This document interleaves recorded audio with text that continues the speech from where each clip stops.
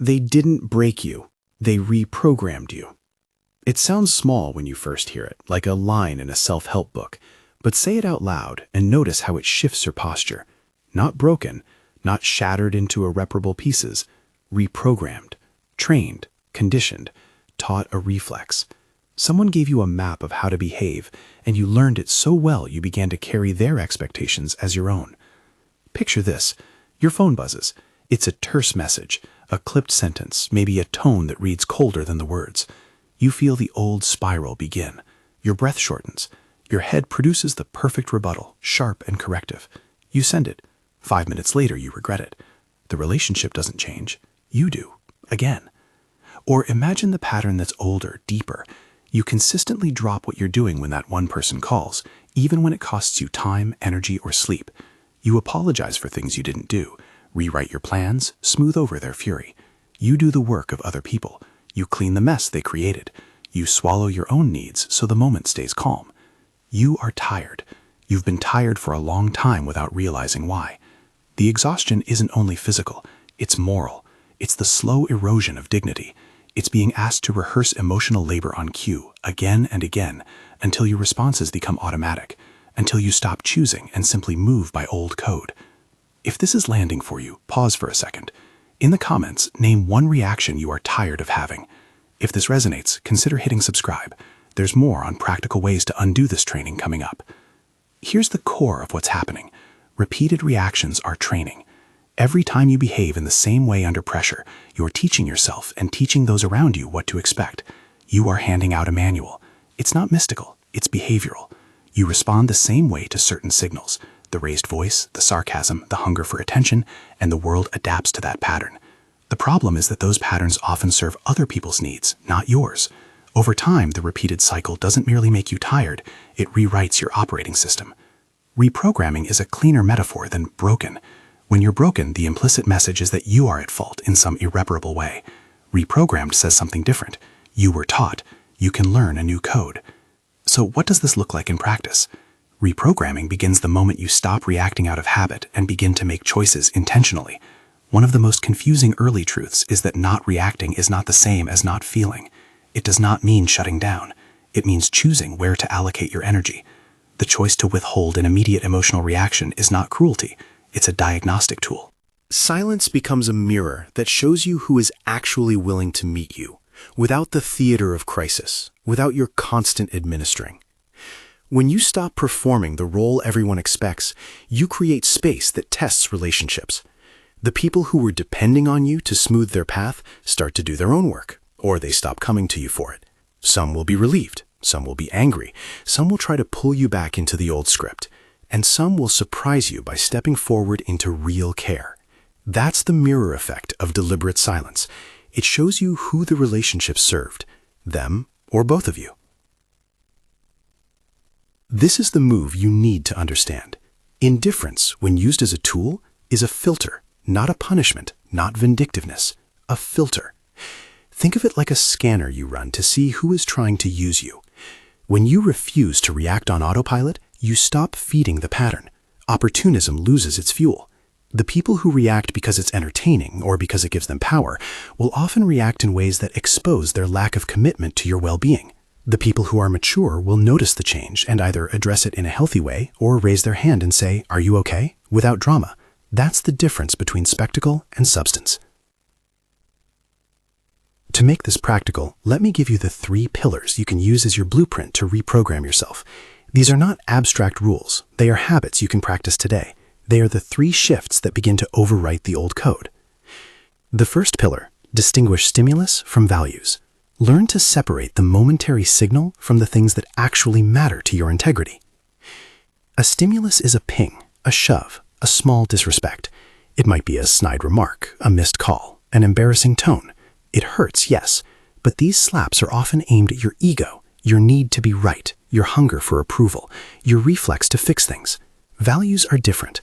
Values are your core commitments: honesty, safety, reliability, mutual respect.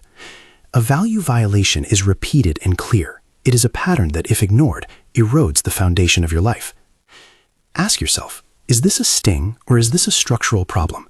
Is this a moment that bruises my pride, or is someone undermining my dignity?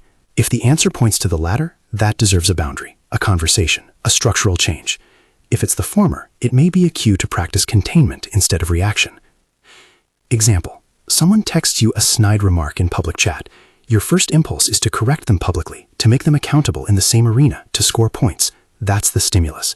A good reprogramming move is to step away, breathe, and ask, does this behavior signal repeated disrespect? If it's a one-off, your values aren't at stake. If it's part of a pattern of humiliating you or others, that's different. Values deserve action. Ego bruises deserve care, not surrender. Micro practice you can use right now: the 10-minute buffer. When a triggering message arrives, set a rule for yourself. Wait 10 minutes before you reply. Use those 10 minutes to ask the values question. Write down what outcome you want before you type.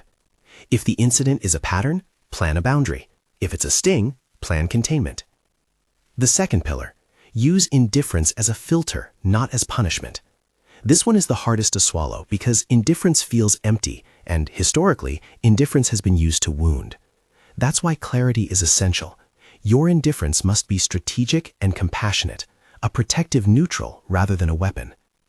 When you refuse to be immediately available to people who have conditioned you to be available, you reveal who your relationship was serving all along. If you stop rescuing and the person panics, then what?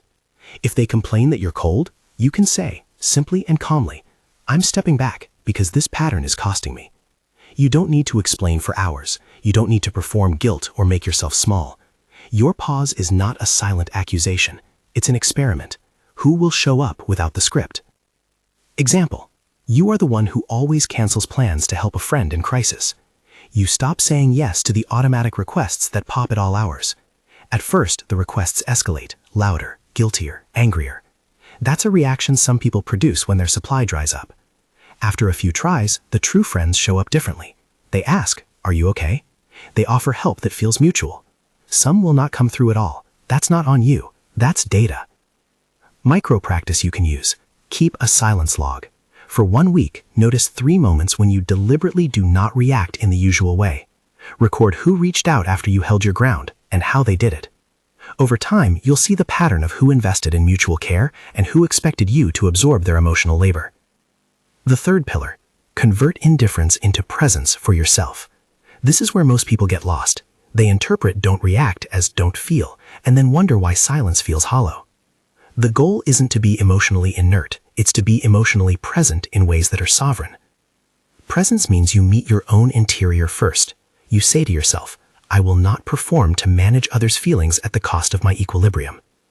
When you sit with your own discomfort without immediately fixing someone else's, you learn how to hold emotion without letting it run you. This is the most powerful recalibration of all, because it gives you an inner reference point that is independent of other people's patterns. Example: you feel angry that a partner dismissed your concern.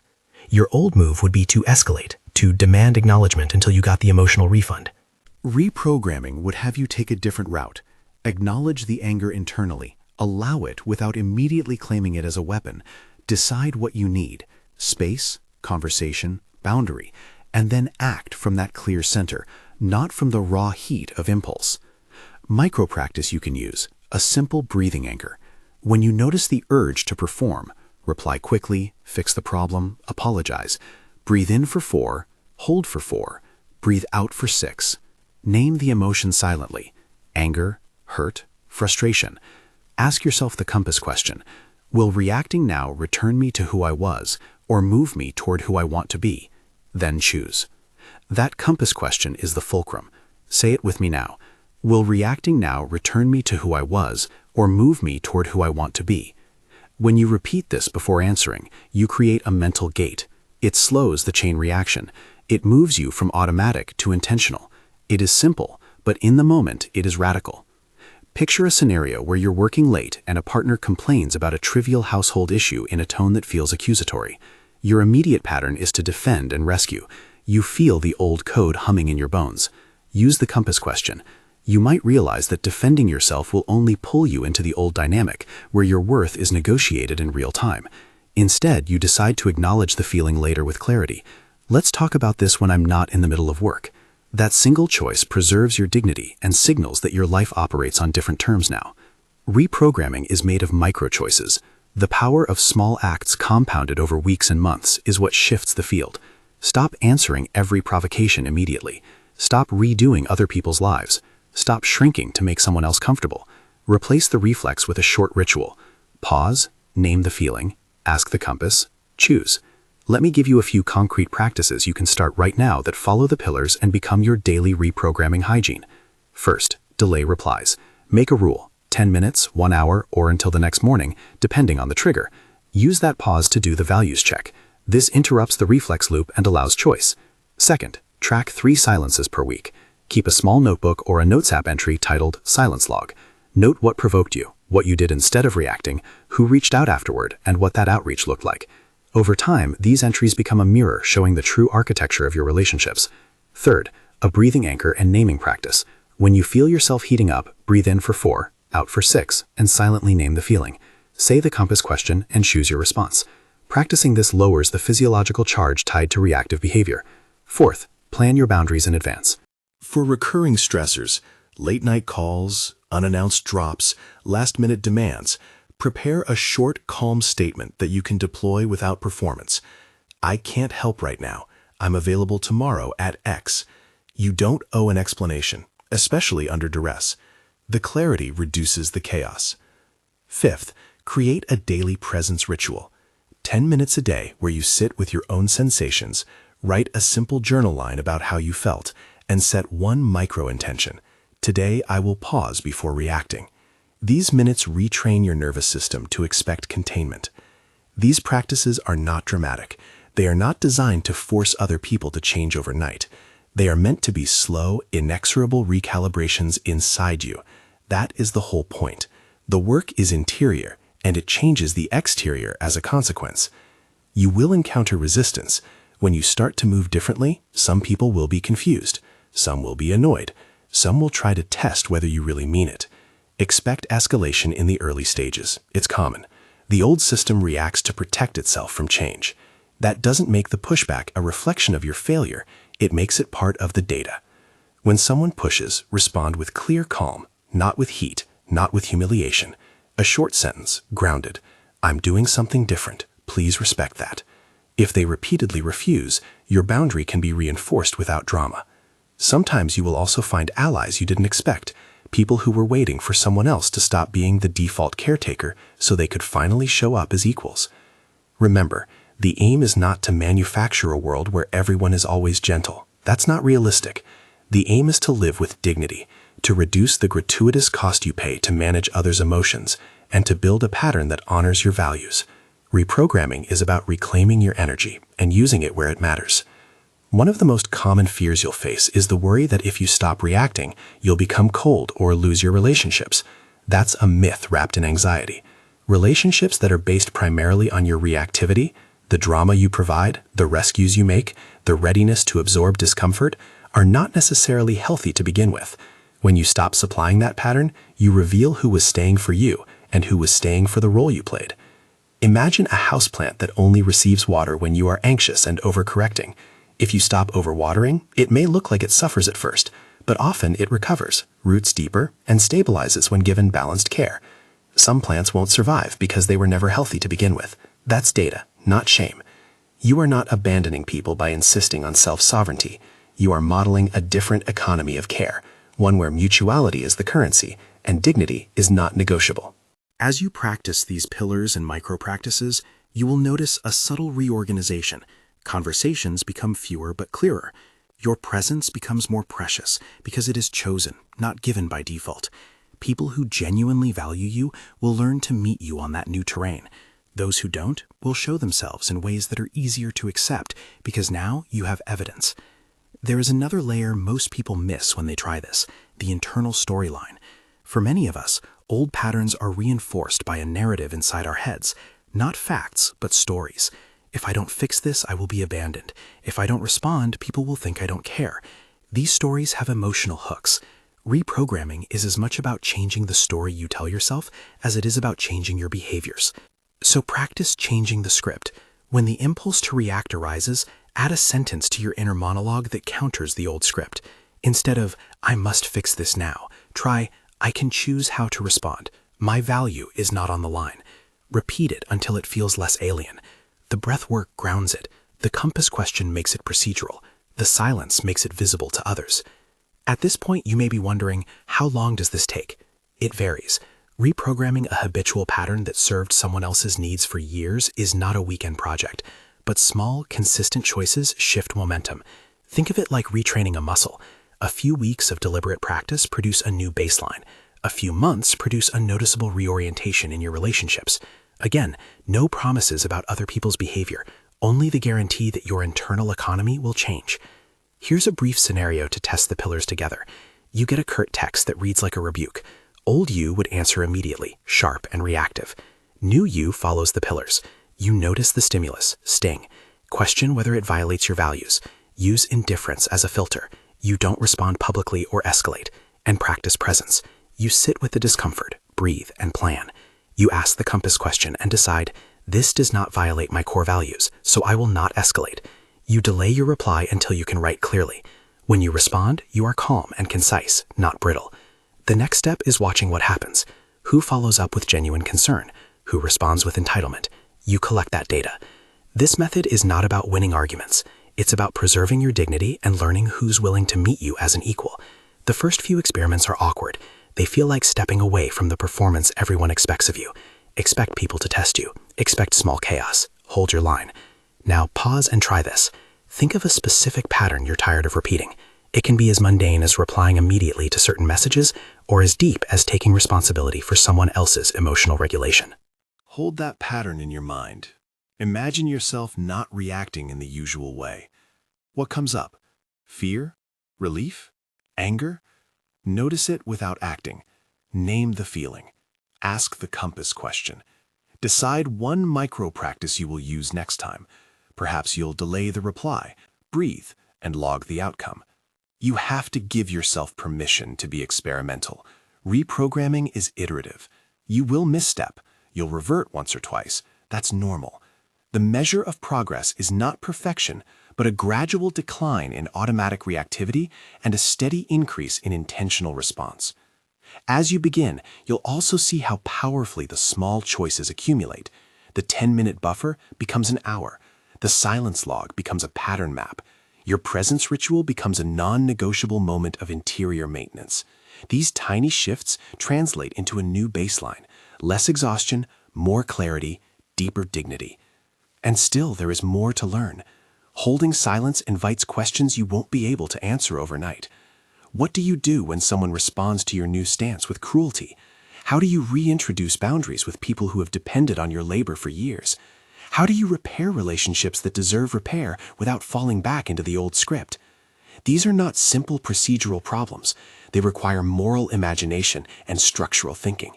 You will want tools for those harder moments. Not quick fixes, but strategies that keep your trajectory intact. One way to prepare for those harder moments is to rehearse short, calm scripts that center your values without performing. Another is to build a small support network that can reflect back whether you are moving in a grounded way or slipping into habitual reactivity. And finally, it helps to keep your own inner coach active, the part of you that asks the compass question and rewards restraint with self-respect. You are standing at the threshold of something that looks like freedom but feels unfamiliar. It will be tempting to rush toward proof that you are right, to provoke, to test, to demand validation. Resist that urge. The proof of this work is not immediate applause. It is gradual reorientation. It is waking up one morning with less anxiety around certain people.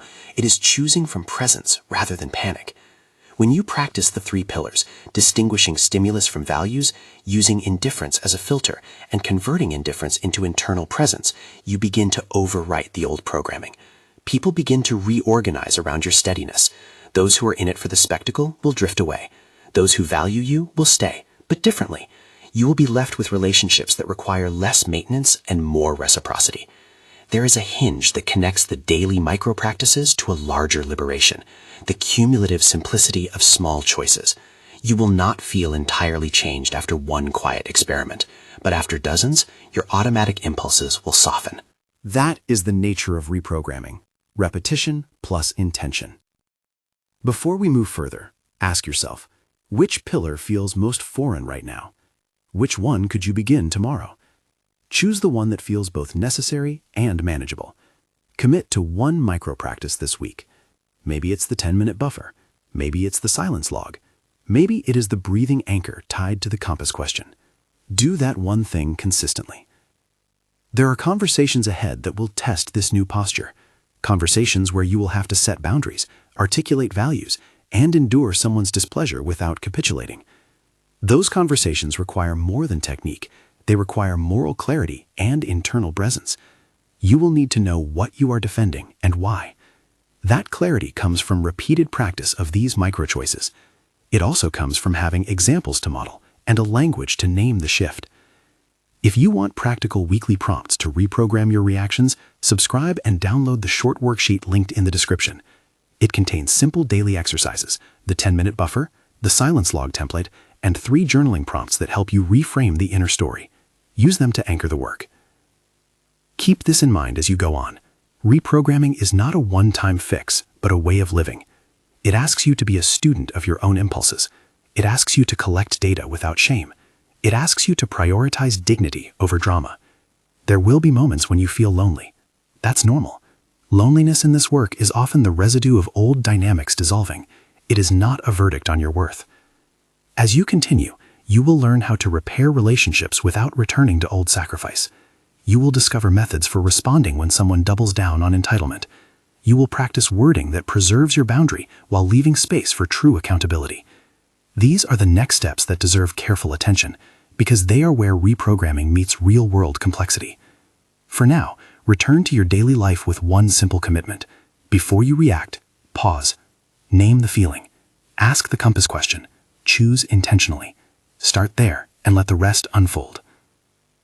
There will be moments when someone answers your new posture with cruelty. That is one of the hardest realities to hold. The people who were nourished by your old code may lash out when the supply dries. They might use sarcasm, escalate to insults, or weaponize past favors. This is not a sign that you did something wrong. It is a sign that your change created discomfort in a system that was structured around cheap, easy supply. You must prepare for that discomfort and for the feelings it triggers inside you. Surprise, shame, doubt. Anticipation is part of reprogramming. If you expect it, you'll be less likely to interpret it as proof you must revert. When cruelty arrives, remember the difference between response and repair. Responding is immediate containment. Repair is the longer process that may or may not be possible. A short, calm response protects you. A long, unraveling explanation usually does the opposite.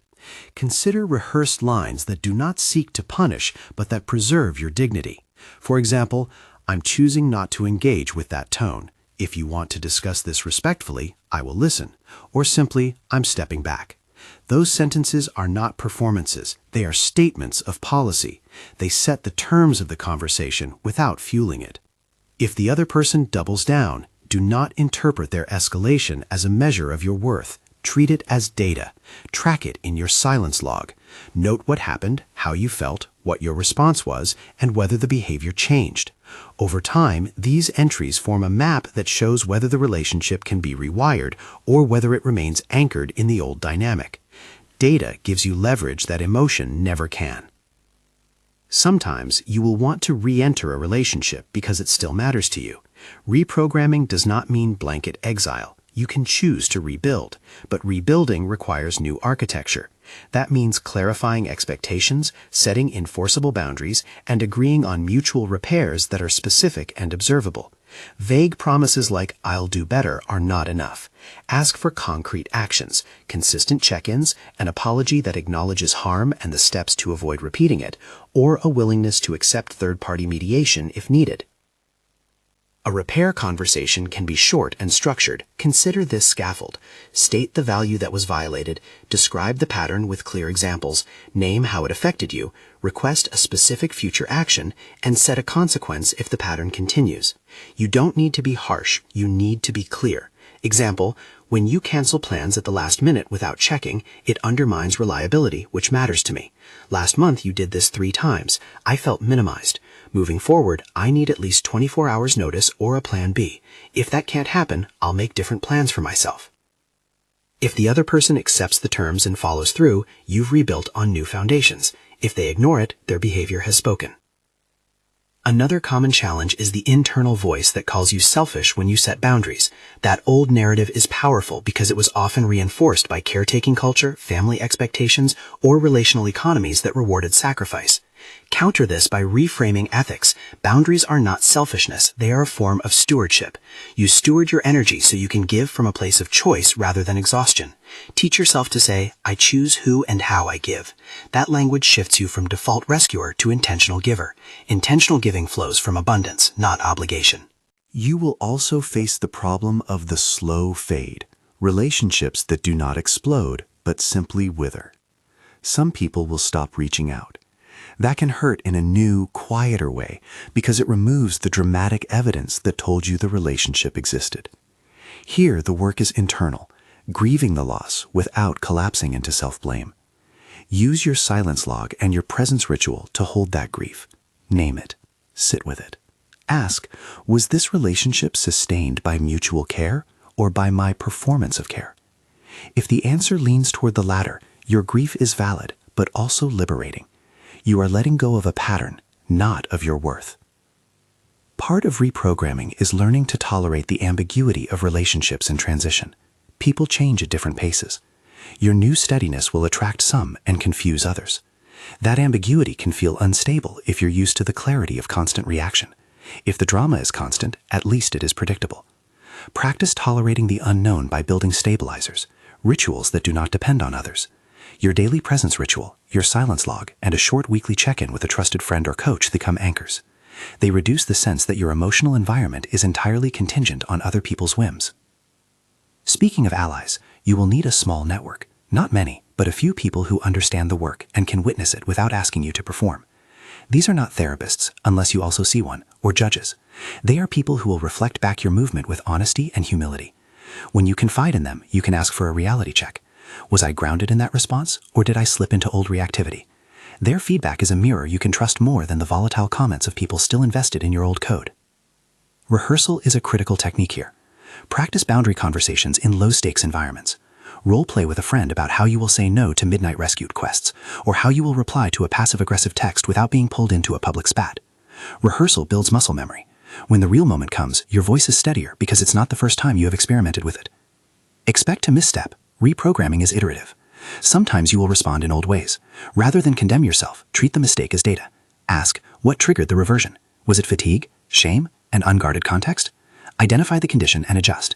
If you responded automatically because you were exhausted, plan a recovery, an apology that acknowledges the slip, and a concrete next step to prevent recurrence, like a longer pause or temporarily outsourcing stressful tasks.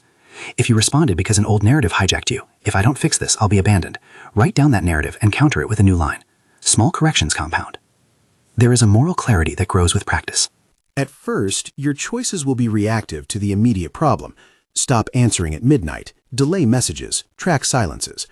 Over time, you will develop a wider ethical horizon. What kind of friend, partner, or colleague do you want to be? What kinds of behaviors are non-negotiable for you?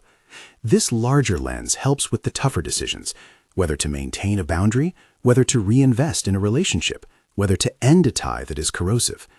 When you have clarity about the person you want to be, these choices become less personal and more principled. A useful exercise is to write a short relationship policy for the people closest to you. It's not dramatic, just 2 to 5 lines. For example, I'm available for emergencies, but I don't respond to habitual last-minute demands. I value honesty and reliability. If you misstep, tell me and propose how you'll do differently. I will call out entitlement when I see it. Share this policy with people who will respect it. If they don't, that's meaningful information. Let's address financial and logistical entanglement, because reprogramming a relationship often discovers practical dependencies. If you always covered someone's bills, drove them to appointments, or absorbed childcare disruptions, your new posture will collide with very real needs. The solution is not cold detachment, but gradual transition. Replace unlimited availability with structured support. Offer to help on a schedule rather than on demand. Introduce co-responsibility. If someone needs help, ask what they are doing to contribute to the solution. This shifts the dynamic from your endless rescue to a shared problem-solving stance. Another hard reality is family systems. Families often have entrenched roles: the peacemaker, the fixer, the scapegoat. Reprogramming within a family requires particular care because roles are reinforced by history and by other family members who rely on the pattern. Start small. Pick one micro-boundary you can maintain without escalating the system. Practice it consistently. Document the family responses. If the system punishes deviation, seek external support, a trusted friend, a counselor, or neutral mediator before making larger changes. You are not wrong to change, but you are wise to plan. Loneliness will come. That is perhaps the most honest truth. Changing your operating system can temporarily shrink your social circle. Accept the loneliness without letting it guide you back into the old code. Use it as a teacher. Who do you become when you are not socially fed by others' demands? Work on liking that person. Curate activities that build independence and joy. A class, a volunteer slot, a gym routine, an artistic practice. When your life contains sources of pleasure and meaning outside of reactive roles, your baseline steadiness strengthens. Measure progress in small, compassionate ways. The silence log is one instrument. Another is energy accounting. After interactions, ask yourself whether you feel drained or restored. Track the frequency of automatic reactions. Celebrate declines. Small wins matter. A week with fewer immediate replies. 3 boundary conversations without a reversion. A day where you noticed an old impulse and paused before acting. These are the new units of progress. When relationships genuinely repair, notice what changes in them. Repaired ties are less dramatic and more predictable. They include small, consistent acts of regard rather than crisis-driven performances. People who value you will show up without waiting for you to collapse into drama. They build reliability. They accept your boundaries and plan around them. That steadiness is not less loving, it's more sustainable. And sometimes repair is impossible. If, after repeated, clear, and compassionate attempts, the pattern continues, you must consider deeper separation. Separation does not mean hatred. It does not require elaborate endings. It can be practical and dignified. You might limit interactions to certain contexts, reduce the depth of emotional investment, or phase someone out of daily life. Think of it as reallocating your caregiving budget to relationships that produce reciprocal returns. Part of reprogramming is cultivating an inner posture of forgiveness for yourself and sometimes for others that does not undermine boundaries. Forgiveness here is pragmatic. It frees your available emotional energy from grudges that keep you in old loops. Forgiving someone who repeated harm does not mean you open your door to more harm. It means you stop reliving the injury in ways that compel you to perform for the perpetrator. Forgiveness is an economy of peace. You will also benefit from rituals that celebrate progress. Rituals anchor identity shifts. They make the abstract practice tangible. Design small symbolic actions, a sunrise walk after a week of maintained boundaries, writing a short letter to yourself about what changed and keeping it in a box, sharing a milestone with a trusted friend. These acts mark your transformation and reinforce it neurologically. Your brain remembers patterned rewards. Celebrate consistently, not extravagantly. Now, let's create a compact 30-day plan you can adapt. Week 1, experiment with the 10-minute buffer and the breathing anchor. Track 3 silences. Week 2, introduce planned boundary statements for the contexts that most trigger you. Rehearse them. Week 3, begin the silence log practice in earnest and add one presence ritual of 10 minutes daily. Week 4, review your logs, identify one relationship to attempt repair with a scaffolded conversation, and list 3 allies who can support you. These steps are intentionally small. Their cumulative effect is the goal. A final practical set of scripts to try when you feel the old reflex rise. To a provocative text, I'm not responding in the moment. I'll get back to you later. No justification required. To someone who expects immediate fixes, I can't handle that right now. I can help on X day, time, or we can find another solution. To persistent testing, I'm doing something different. Please respect it. End the conversation there. To your inner critic, I am allowed to choose my pace. My value is not dependent on instant fixing. These short phrases are not clever tricks. They are policies that conserve your bandwidth and declare a new operational standard. Repeat them until the muscle memory forms. There is a deeper ethic wrapped into all of this. Dignity. Dignity is the quiet conviction that you are not obligated to perform your personhood for others' comfort. It is not prideful. It is protective. When you make choices from dignity, you create a different gravitational field around you. Fewer people orbit for spectacle. More people approach with intention. Imagine what your calendar looks like in a year. Not perfect, not devoid of tension, but lighter at the edges. Fewer last-minute rescues. More planned time for what matters. People who reciprocate with steady, small acts rather than sporadic, grand gestures. More nights of sleep, a quieter mind. That is the practical arc of reprogramming. Small, consistent seeds producing a different harvest. One last practical prompt before you go back into life. Tonight, pick one real situation that will likely test your reflexes this week. It could be a recurring call, a demanding colleague, or a family expectation. Decide on one micro practice you will use. The 10-minute buffer, the script you rehearsed, the breathing anchor, or the silence log. Pre-commit to that choice and write it down where you will see it. That tiny act of pre-commitment dramatically raises the odds you will follow through. You did not come into the world defective. You were taught certain patterns that served others while costing you. That's a kind of training, not an indictment. Reprogramming is the deliberate, patient undoing of that training. It is steady, mundane, and brave. It requires you to practice restraint rather than resignation, to choose dignity over immediate appeasement, and to build a life where your presence is chosen, not coerced. They didn't break you. They reprogrammed you. You can reprogram yourself. Keep the compass question close. Will reacting now return me to who I was or move me toward who I want to be? Use it. Breathe. Pause. Record the data. Rehearse the lines. Repair when repair is possible. Let go when it is not. Build a few loyal allies. Celebrate small wins. Over time, the cumulative simplicity of your choices will rearrange your relationships and restore your peace. If you're ready to practice this with weekly prompts and a simple worksheet that guides the 10-minute buffer, the silence log, and the compass question, subscribe and download the short worksheet linked in the description.